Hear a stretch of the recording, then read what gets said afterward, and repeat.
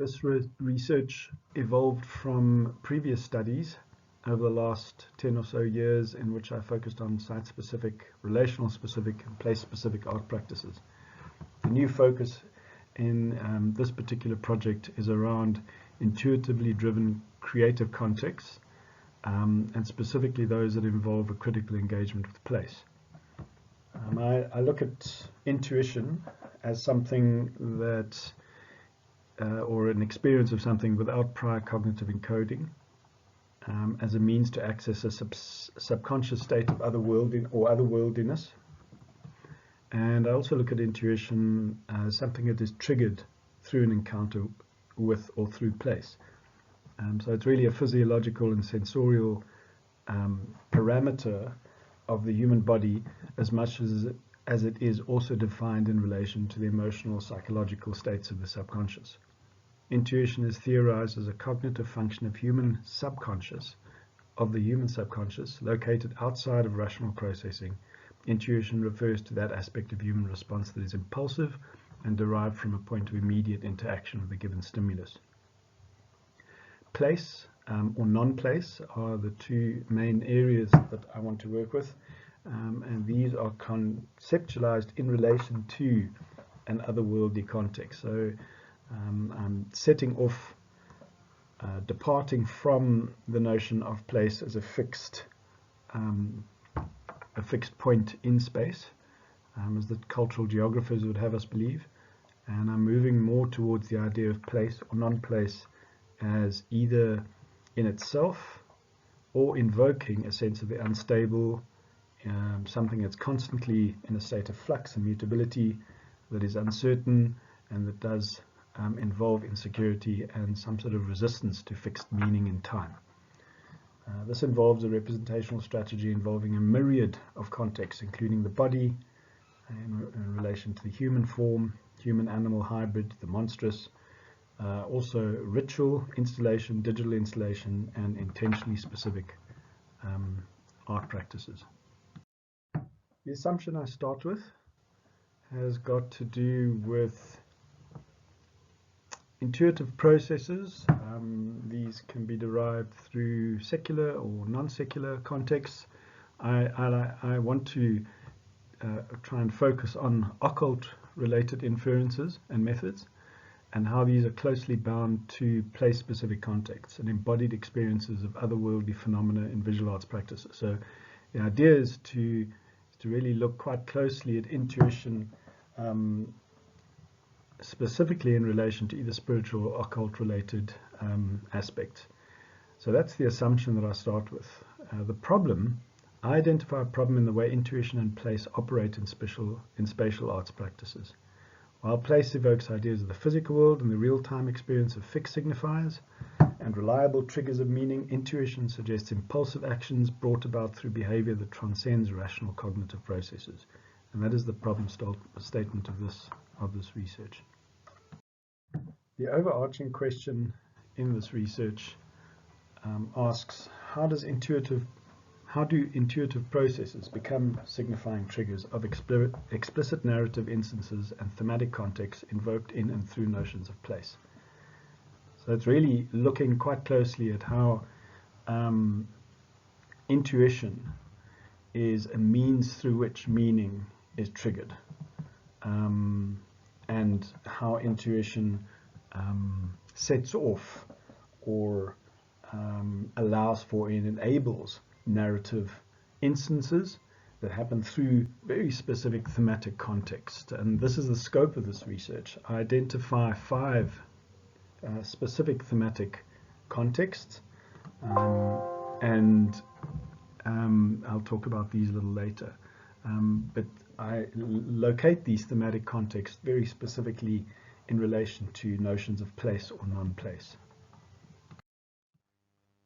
So this research fits under the broad umbrella of phenomenological and post-theistic theory, and the primary contribution here is bringing together 2 very opposing discourses. On the one hand, place-related discourse that is derived from the cultural geography context or urban spatial design and art criticism. And on the other hand, the psychological cognitive processes that inform intuitive behavior, especially those in relation to the human consciousness. So it brings these two together, and it makes a case for how they become important in establishing meaning in artworks. The important thing here is to see this as the original contribution that is situated under the broad umbrella of phenomenology and post-theistic thinking. So to continue this point, my research brings these two seemingly disparate, irreconcilable categories together. They don't fit comfortably together normally, because the one comes out of the space and cultural geography, or a discourse on the socialization of space and place, specifically urban design and architecture. And the other one, as I've said, comes from the place of phenomenology and psychological cognitive processes. So in this sense, place exists in a theoretical ambit that includes intuitive processes. That's what my original contribution is. And even though intuition might derive from a psychological or psychoanalytic context, I'm drawing on a revisionist approach to place that offers the possibility of it being brought together into the same conceptual and theoretical context as intuitive practice. My contribution makes a case for how intuition and place intersect to enable thematic threads, to enable a study of thematic threads that describe intuitively driven art practices. The research design takes on the form of an etymological or historical approach in the framing of place and intuition. So to begin with, place is looked at from the perspective of authors such as Fox Serra, de Certeau, Hayden, Sawyer, Casey, and Tuan.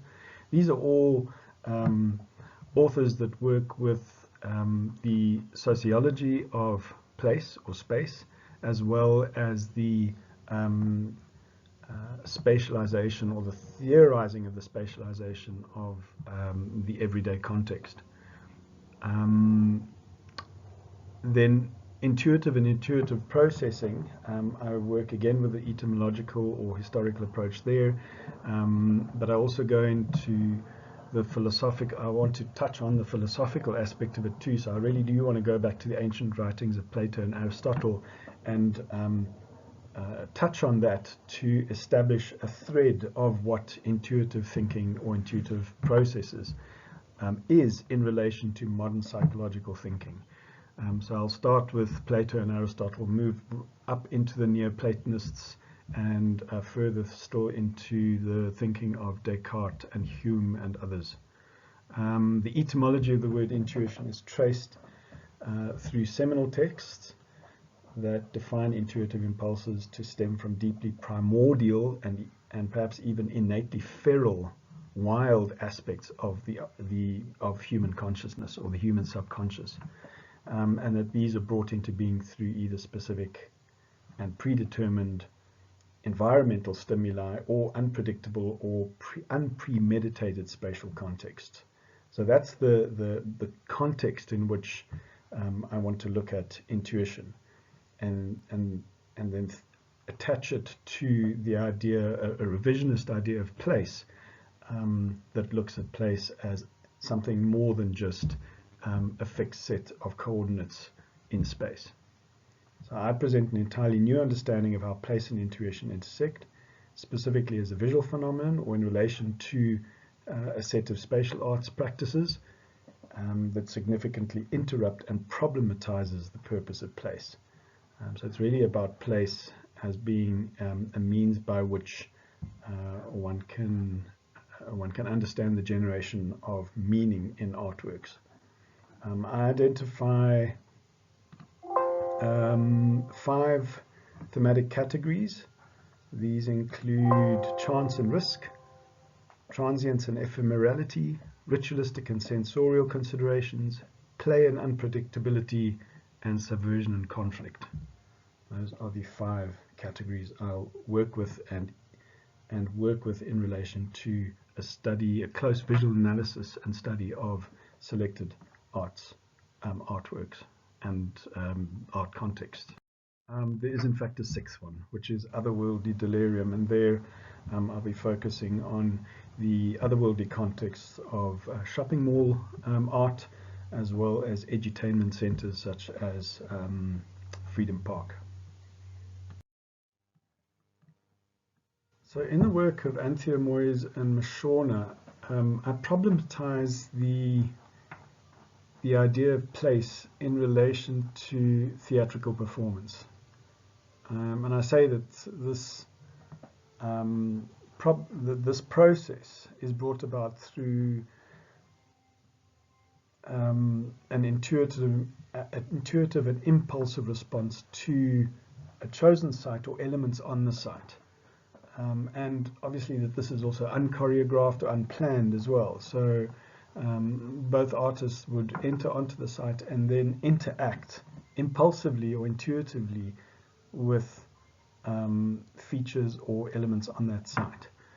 I make a case for elements of chance or risk. So I take the issue further, that this is not just about theatricality, but that this is also about a pending or impending instance of danger.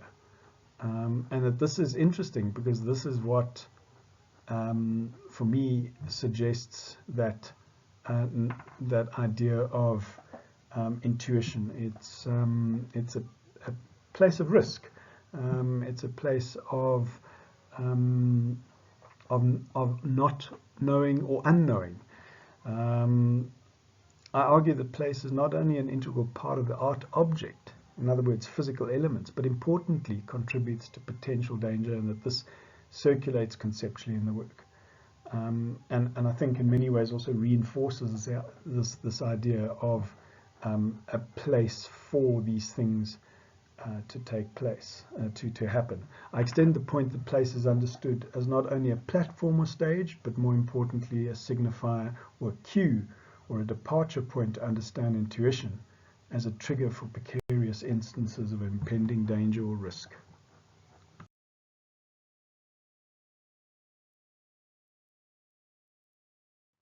Belle does very little planning and precedent research before she undertakes a project. Instead, she prefers to bodily or sensorially experience the material and use this as a starting point to feel through the process of making. She's adamant that her methods exist outside of any direct reference to collected source material or empirical relation to any given site, preferring to work with reference imprinted in her subconscious. I argue that meaning is generated through a negotiation of place in 2 different ways in her work. On the one hand, a narrative of transience and ephemerality is inscribed in archetypal, occult, and spiritual imagery, and on the other, in the place of her subconscious, as she physically works into and through clay as a primary medium in her sculptures. So I'm going to look very closely at either clay, at both clay as a starting point for her work that are then later transformed into bronze or cast into bronze, but I'm also going to be looking at some of her 2-dimensional drawing and painting in the way that she works with the idea of transience and ephemerality in archetypal imagery. In the work of Neustetter, Marcus Neustetter, transience and ephemerality is intuitively embedded in his performance installations, in which he uses light as a primary element. And light obviously has all sorts of associations with otherworldly aspects or even notions of ephemerality and transience too. In Reflection and Erosion, these are 2 performances of his, I maintain that transience suggests impermanence in the physicality and fixedness of place. In my analysis, I focus on how the physical attributes of sight which are important in these works, give way to a deep resonant narrative of otherworldly states. Light not only functions as an element in the sculptural work, but also as a powerful metaphor for how a narrative of transience is enacted through an intuitive relation to place, which recalls a conscious state of being or some sort of acumen. An intuitive response to place through the agency of light suggests a subconscious cognitive sense of things, in which the ephemerality of light gives form and visual expression to the transience of place.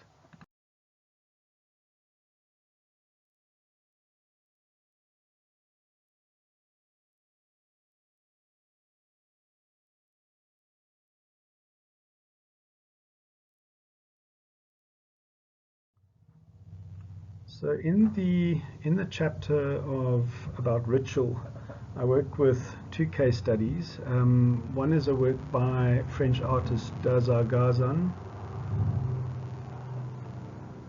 called Transfiguration, and the second one is a work that was produced by Belinda Bleinort. I can't really remember its title offhand now, but there you go. In these works, ritual is located as a product of embodied responses to external stimuli. And what I'm looking at specifically is the way the artists use materials in a process that quite strongly evokes a sense of the shamanic self, or even an animistic kind of element, to transform into something else.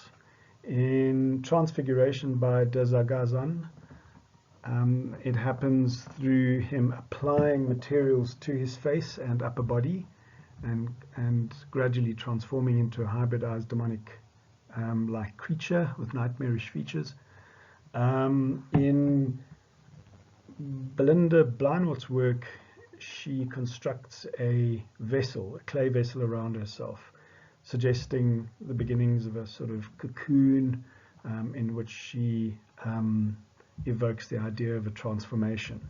In all of these works, there is the strong sense of an intuitive interaction with not only materials, but with their body as well as a place through which transformation happens. So a sensorial and embodied aspect directly alludes to this intuitive impulse that sets the represented body up as a contested place through which the protagonist enters or works with a shamanic state of becoming, or is in a constant state of becoming. I use the word becoming and a sense of change or transformation interchangeably here too, because in many ways these do suggest a state of being liminal or being in a liminal state. So all rationality in these works to some extent is suggested to be suspended, or is represented to be suspended, as the place of the ritualized body transcends the physical and material world of cognitive resonance. In Belinda Bleinort's work, a very different type of work with natural materials can be seen. Here, in this particular performance, she builds a clay vessel around her body, and towards the end of the performance breaks out of it. I think what's important here is the connection between the clay as a substance of the earth, and obviously the body, the female body, invoked through ideas of the earth and goddess type imagery. What's important here is the meditative and somewhat contemplative way that she methodically works with the clay to cover her own body and eventually break free from the shell. So in many ways she's also creating a kind of cocoon around herself, or partially around herself, and then through that suggesting some sort of transformative aspect. And there is something quite strongly shamanic about this work as well, in the sense that the work suggests a state of transformation from her being to something else, something otherworldly, something perhaps spiritual as well. While I acknowledge the broad scholarly context of play as a widely known trigger in visual arts practices, or even as something that sets up very particular narratives in certain visual arts practices. I choose to work with it very selectively in this thesis, and not just as an end in itself. I want to show how play is a key factor in how place specifically activates a creative impulse, and how the forum of play, what I refer to as a game space, underpins the conceptually precarious notion of place. I argue that play is inextricably bound together with and congenital to a context of intuitive processing that not only enables a sense of place and being placed, but that also works contrary to this through the narrative of a non-place, or a sense of being misplaced or out of place. So in the work of Anthea Boyes, I argue, as well as Jenna Birchall, I argue that the intuitive processes set up and enable a mundane sense of place as a physical locale, but simultaneously subvert this through a sense of placelessness.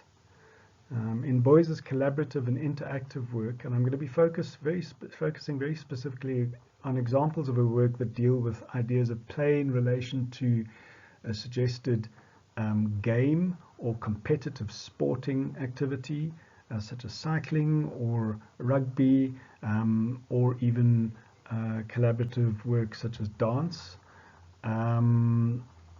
where the interactive work presents selected performances. And that this is an important part of it, is that through this fairly serious idea of interaction, one gets this sense of playfulness. And I want to explore ways that Moyes activates the idea of play itself as a means to understand place. So in her works, one of the quite funny aspects of these performances is this idea of imminent failure that comes about through the interaction with herself and other participants. So it's either failure or miscommunication or a set of instructions that get communicated that she can't implement, or implements in a way that is inadequate. So these are things that I want to look at in her work. So the immediacy of instruction informs that intuitive response that Moyes works with in these examples. So in her response to the rules and regulations or the instructions that are given, play is located and interacted or activated through unrehearsed and unchoreographed actions that tap a deeply embedded creative cognitive function. Place is identified through the unstable territory of misrepresentation and failed communication. So I'm really looking at place as something through which play is manifested. And it doesn't necessarily have to be the site in which the performance takes place. It could actually just be the interaction of her with fellow participants that I see as being a place. So it's a conceptual place rather than a physical understanding of place. In the same sense that I work with Anthea Boyes' idea of, I suppose, vulnerability and a sense of uncertainty in relation to her notions, or how she applies the notion of play, I also look at my own work in collaboration with Prof. Dubie, which also highlights this idea of play or playfulness, but in a very specific way. Here, notions of uncertainty, vulnerability, and insecurity are the main or primary intuitive aspects that are evoked in this performative artwork. Dubie made sounds on a synthesizer, which I then interpreted through a kind of trance-like state. I interpreted these sounds using black paint and brushes on a wall surface. But what's interesting here is that the relationship of between the two artists was one of a kind of cyclic or circulaic interactive or interaction, but it also involved quite a strong sense of vulnerability, given that we did not rehearse or plan the performance at all. So we went into this particular context totally open to whatever might happen or not happen, as could possibly be the case. But the important thing here is that place is not just the space in which the work happens. It is that conceptual area of vulnerability and uncertainty. It's the place of the intuitive space of the subconscious, that trance place that one goes to when you are producing a sense something creative. That is the idea of place here, and intuition is a way that allows that to become manifest as a creative output or as an artwork. And then in the same way that I'm dealing with play in a very, very specific way here, I'm also working with digital functionality in installation artwork in a very focused and specific way. Digital interactivity or interfacing in some forms of installation art practice is a means to not only activate the artwork but also highlight a collective place or a collaborative place in the way a fluidity of collective identity is enabled. A bodily and sensorial interaction of work is brought about through a refiguring of spatiality to prompt a consciousness of being, or in better said, I suppose, to allow the entering in a state of into a state of meditation or shamanic consciousness. With digital functionality, viewers collectively contribute through shared emotional, psychological, physiological, and sensorial responses that are no longer necessarily bound to the geospecifics of a site. So here again, we're dealing with place not as a geospecific thing, but rather something that is that speaks about that interactive point between one's subconscious and how that is activated in the artwork itself. I'll focus on selected digital works by Burchell, in which he shifts perception and manipulates cognitive responses in the viewer through a digital interactive installation. And I'm looking specifically at STEM, and homing, both of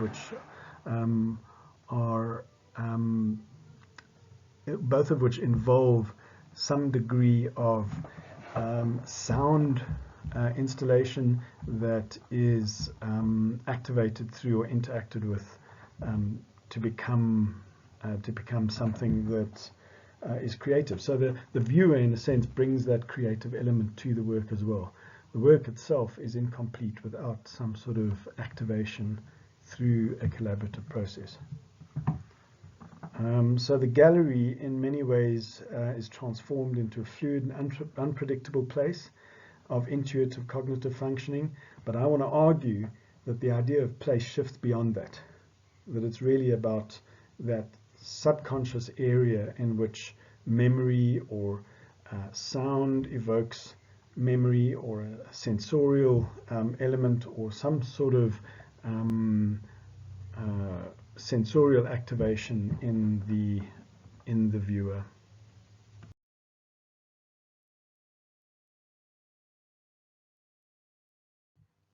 Okay, in this section on subversion and conflict, I look at three main case studies here. The first is an public installation I did with Lundy Robenheimer for Infecting the City in Cape Town. It was about a large public wall space, and people were invited to post their wishes written on pieces of paper on the wall. The wall mediates immediate and direct access to thoughts, desires, aspirations, and needs, and thus captures intuitive moments in the way it indexes identities and histories. These intuitive moments happen from a point of compelling interactivity that are playfully light-hearted, but simultaneously emotionally loaded, heavy, and in some cases dangerously inflammatory. As wishes were written and pasted on the wall, so too were responses to these already posted, and in many cases these were of a deliberately insulting, defamatory, or conflicting conflictual and combative nature, people quickly realized that a certain power resided in their anonymity. The event itself also carried with a certain sense of carte blanche, which raised quite serious moral and ethical issues, because none of what was posted on the wall could be controlled, edited, or censored. So that was, in a sense, quite a strange notion of how place becomes seriously compromising. And in this case, the place is understood as the physical wall, but it also, in very much the same conceptual sense, becomes the place of conflict. In other words, the actual interaction of people with what was written on the wall. The cultural field of discourse of place is both vast and hugely complicated. It spans many disciplines, epistemologies, visual practices, and critical perspectives. So in the second part, I want to focus on some of the aspects around the Rhodes Must Fall initiative, as well as the Frieze Must Fall initiative that spanned various university campuses. But I want to focus specifically on the one in Cape Town, on the UCT campus. Here, the site was symbolically and physically dismantled through the interactive actions that took place. But I want to focus not on the bigger event of the Rhodes Must Fall, but I also want to focus on what happened or what transpired from that bigger event. These are the things I want to focus on, the sort of fringe elements that took place in a very spontaneous and impulsive way. So I want to look, for example, at Chumani Maxwell's event involving the defacement of the Rhodes statue with excrement, human feces and urine, as well as Setambile's Msazane's eagle performance known as Chapungu. I extend the analysis to the vast online presence that centripetally propelled the issue outwards on the World Wide Web, resulting in the development of another form of place. So place, the idea here is that place may have started off at the site of the UCT campus, but very quickly spread not only to these fringe performances, but also onto the World Wide Web. And in this sense, place extends into the world of the infinite. It becomes something massive, really huge. So I argue that these are important moments to consider in a discussion on the enabling aspect of place, and of the work of intuitive processes or impulsive processes. As I use these two words interchangeably, even through the dominant narrative, place becomes systematically attacked and dismantled.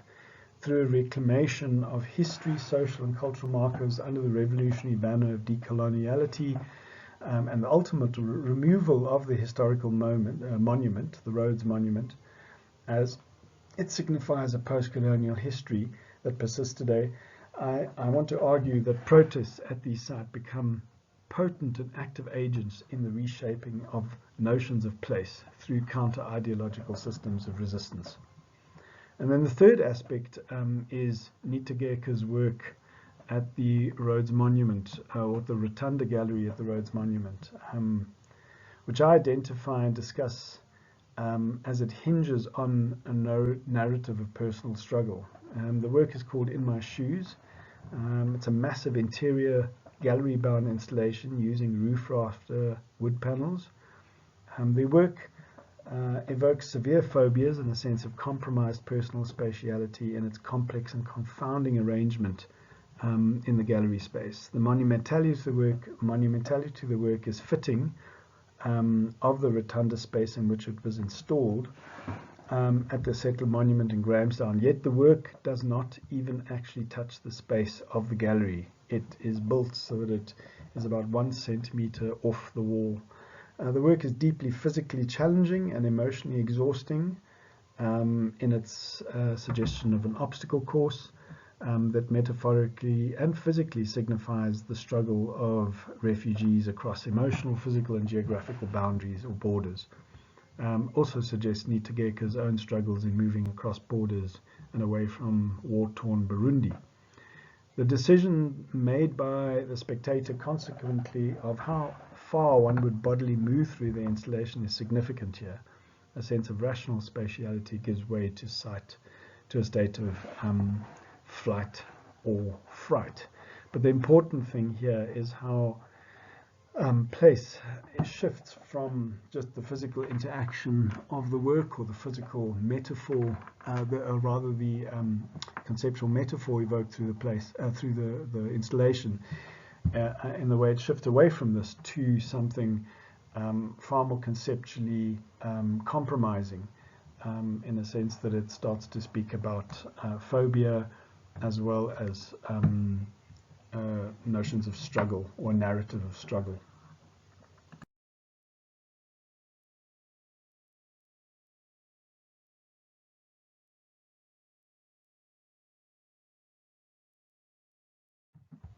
Okay, in this final section, it will be a chapter on place in relation to a notion of otherworldly delirium.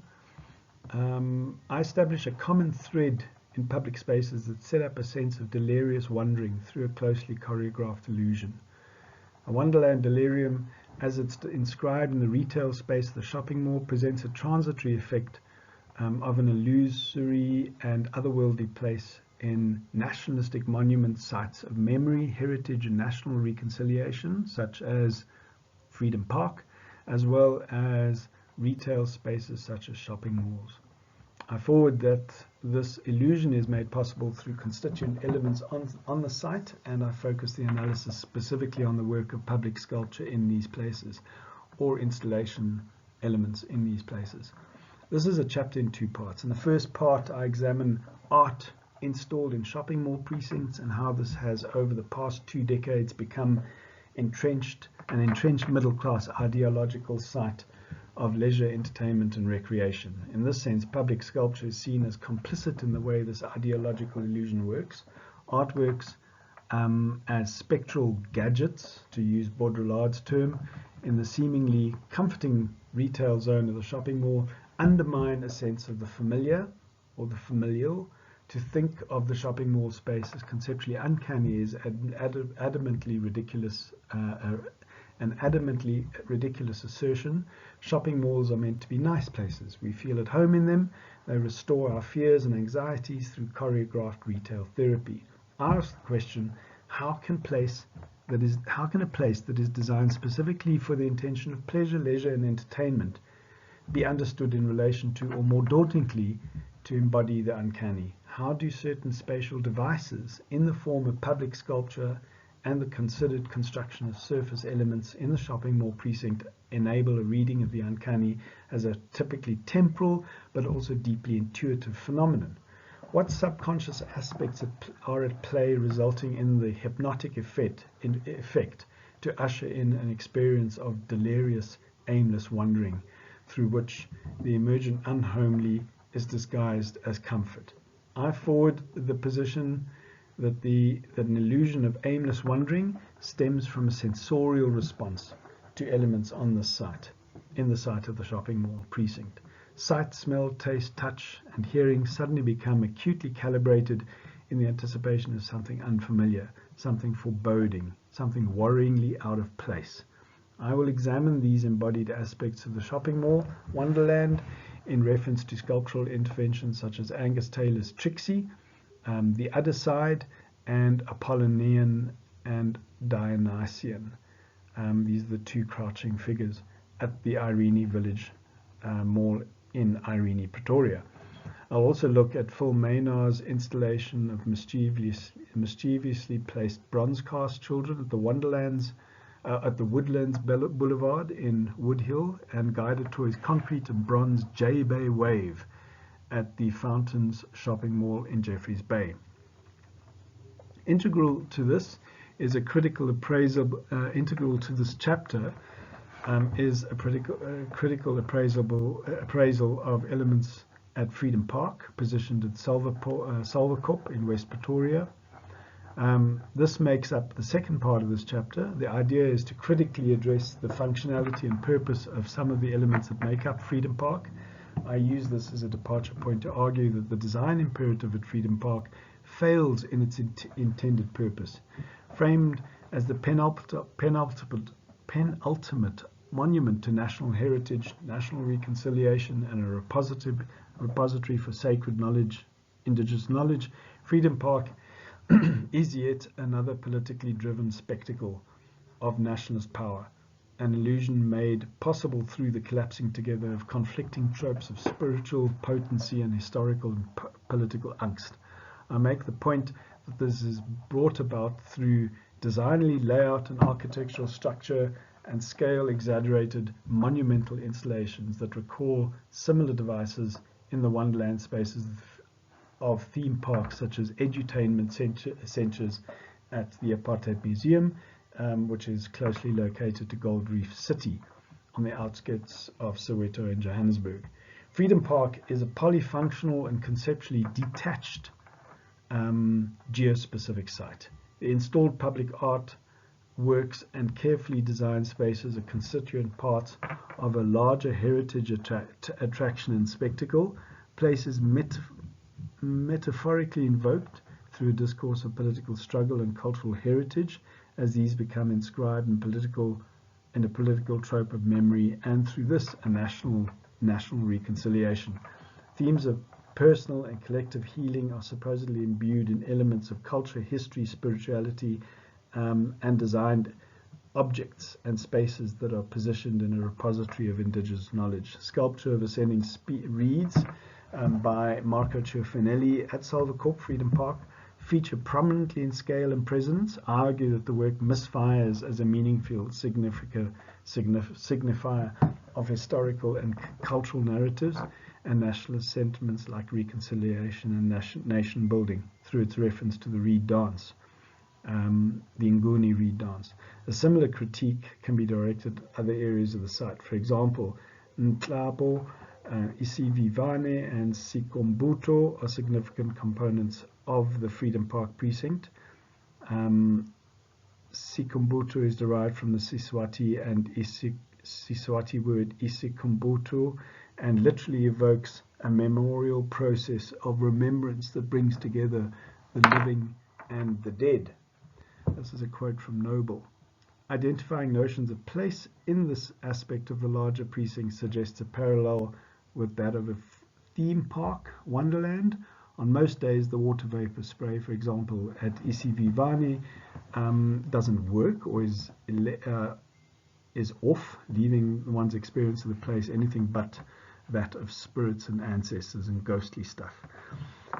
At Sikumbuto, specifically the Wall of Remembrance, this is a disappointing state of disrepair and chronic mismanagement. One encounters a work desperately ruined, in a desperate state of ruin, of something that should evoke awe and respect through a memory of fallen heroes, but falls horribly short of this. With this in mind, it becomes quickly apparent that the Freedom Park precinct and its monumental installations present the visitor with a nationalistic Afro-modernist wonderland that is cunningly designed to elicit an emotional and emotive response. Place as an unintended site of emotional and sensorial significance is cut short and undermined through conceptual slippage in its relation to place, or rather in its relation to a conceptual signifier of powerful nationalist narrative coated in a veil of otherworldly mythology.